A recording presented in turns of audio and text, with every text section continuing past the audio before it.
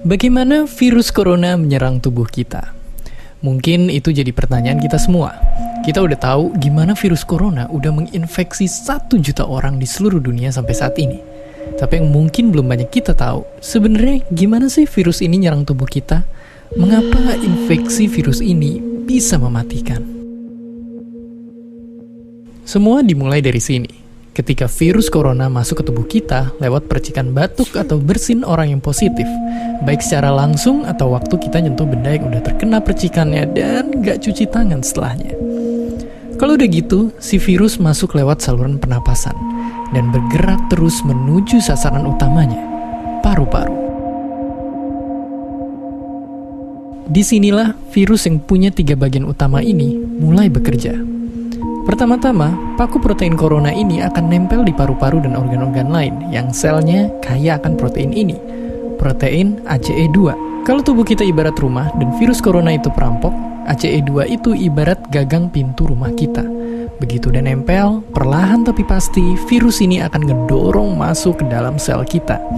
Dan begitu berhasil masuk, barulah aksi sebenarnya dimulai.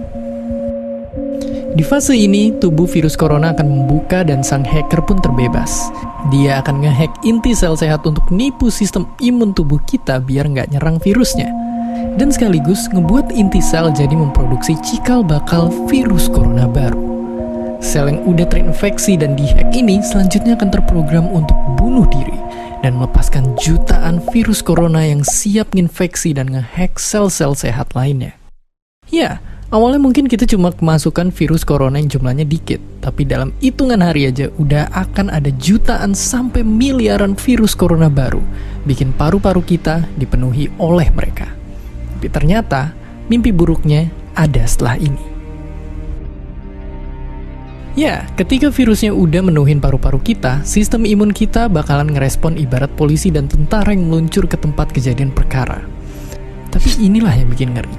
Di sini, virus corona jadi penipu ulung yang bisa ngakalin sistem imun kita. Mereka bikin sistem imun nyerang membabi buta termasuk nyerang sel-sel sehat kita. Mereka jadi nggak tahu mana kawan, mana lawan, dan perlahan-lahan jadi senjata makan tuan.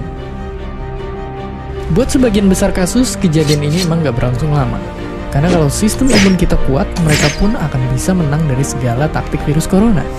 Tapi terkadang tubuh kita sedang lemah, dan kalau udah gitu efeknya bisa parah.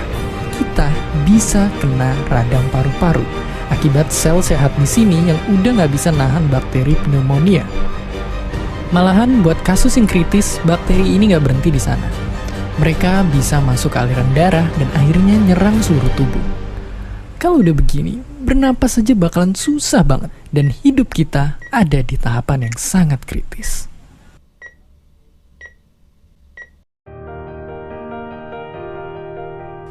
Ya, mungkin dengan fakta-fakta barusan bikin kita takut dan khawatir.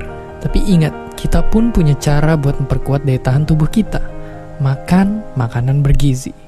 Ya, bukan lagi sekedar 4 sehat 5 sempurna, tapi ikutilah pedoman gizi seimbang yang bisa ningkatin imun tubuh kita. Virus corona bisa parah kalau kita emang sakit. Tapi kalau tubuh kita sehat, kita punya harapan untuk bertahan. Dan seperti biasa, terima kasih. Terima kasih udah nonton Kok Bisa. Punya pertanyaan lagi? Tulis aja di kolom komentar di bawah. Keep asking and stay curious.